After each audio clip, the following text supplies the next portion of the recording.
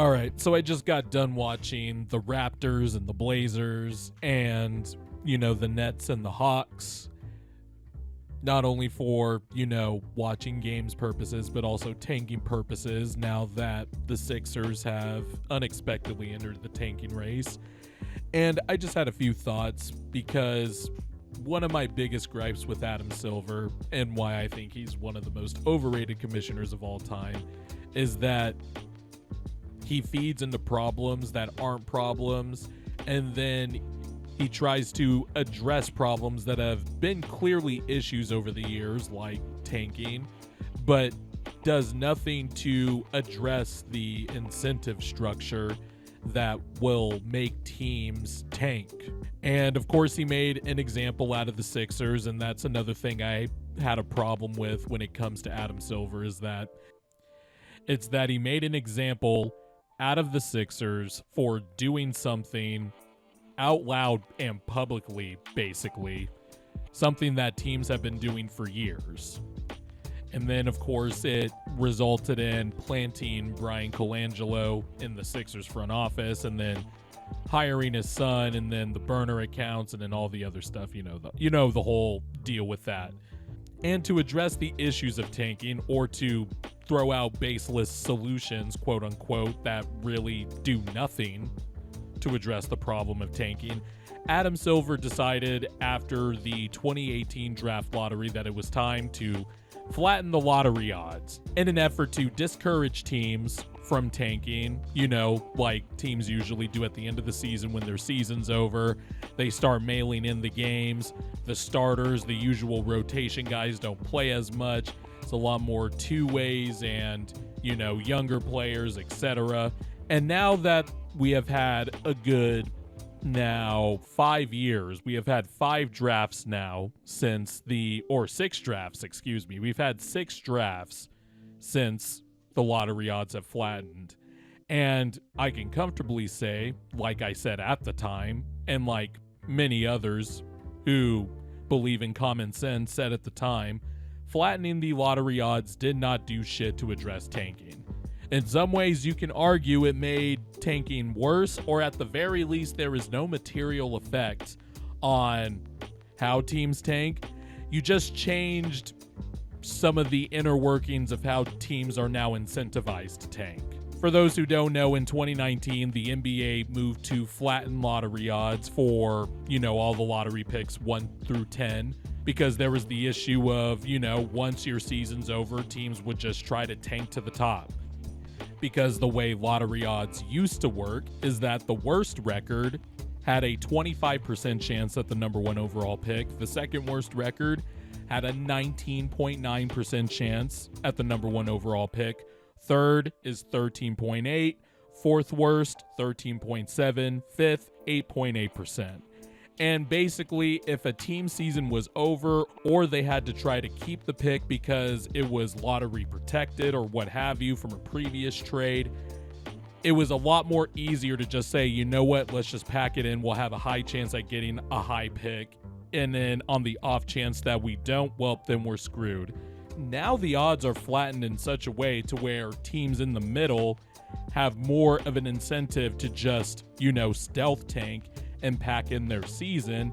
If, say, you're like the Philadelphia 76ers and you owe a top 6 protected pick to the Oklahoma City Thunder, now they have incentive, instead of competing for the play-in, to just try and get in that 6th spot and have better chances at keeping your top 6 protected pick, have a better chance at a top 4 pick. And so I'm watching these teams because I'm obviously hoping that they win. The Nets, the Raptors, the Pelicans, the Spurs, more than I usually do. I do watch these teams because I do have a YouTube channel. But watching them and watching how these teams are pulling off some of these tanking maneuvers, I'm just thinking these flattened lottery odds didn't do shit. If you have a higher percentage chance to get a top pick or a top 4 pick than you normally would in the previous lottery odds and what they were, teams are going to take that chance. And that's why you see the Raptors, who have for weeks now rested starters down the stretch of close games for weeks. I just saw it again today. Raptors were up 13 in the fourth quarter against the Portland Trailblazers. And Scotty Barnes, Jakob Poeltl, they just sat basically the entire fourth quarter. They were having an impactful game. The Blazers have been playing great since the new year relative to, what their record is. And the Raptors were kicking their ass, expanding the lead, and then boom. Scotty Barnes, Jakob Poeltl, just sit the rest of the quarter. They let Orlando Robinson be a hub around the elbow. You're letting Castleton and Battle shoot all the wing threes. Castleton is a good shooter, by the way. I like him. Maybe that's just my lefty bias, but whatever. And then I'm watching, the Brooklyn Nets and the Charlotte Hornets play a week ago and basically benching D'Angelo Russell down the stretch of a game that they were winning, and then they let the Hornets come back in and win. And then the NBA is just launching these fake investigations against the Utah Jazz, finding Lauri Markkanen $100,000 or whatever it was, or finding the Jazz $100,000 for resting a healthy Lauri Markkanen, investigating the Sixers for legitimate injuries, by the way. The Sixers are, it's kind of ironic that the Sixers are now doing the ethical tank, when obviously during the process era, they were just trying to lose as many games as possible. But the Sixers are legitimately just bad and injured, and I'm watching all these other tanking teams with talent, by the way. Remember, at the beginning of the season, the Brooklyn Nets were playing really hard. I think Jordi Fernandez is a good coach.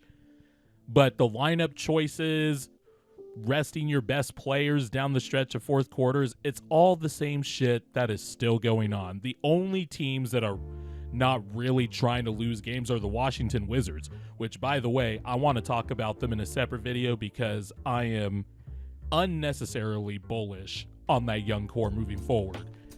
But anyway, back to what I was saying. The flatten lottery odds basically has given teams a lot more of a chance, more than normal, at a high draft pick. And so with the play-in now in place, if a team is clearly out of the play-in race, then they're going to just pivot to, being as bad as possible so they can keep a high pick, or try to stay out of the play-in because they know their season's over. Because now, the 4 worst records in the NBA essentially have the same odds. The 3 worst records have a 14% chance at the first overall pick. The 4th worst record has a 12.5% chance of getting the top overall pick. And the 5th pick has a 10.5% chance. And then just going all the way down, even to the 12th spot, you have a 1.5% chance of keeping that pick.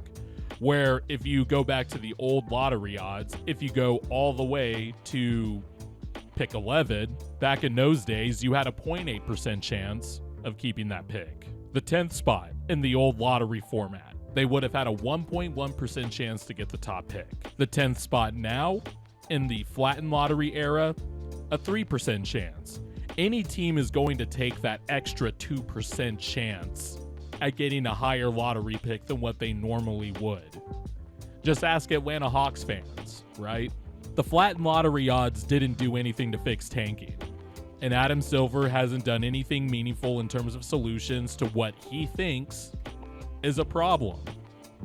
Because I am watching teams rest starters on purpose. By the way, I forgot to mention Emmanuel Quickley didn't even play today for the Raptors because of rest. Has rested a few times on and off, a healthy 25-year-old player. And look, I'm not trying to, admonish the Raptors for doing this or admonish the Brooklyn Nets for doing this, because the Nets are in a rebuild now too, and they really don't control some of their future picks. They ended up getting their 2025 pick back. But I'm just merely saying that if Adam Silver thought this was a big problem, he did nothing to address the incentive structure in a meaningful way to discourage teams from tanking. And the flatten lottery odds have, in some ways you can argue, they've just made it worse. Because, look, even with the Sixers in the 6th spot, they have a 9% chance of getting the top overall pick. And in the grand scheme of things, if you're talking about how the ping pong balls bounce and all that stuff, you take those chances.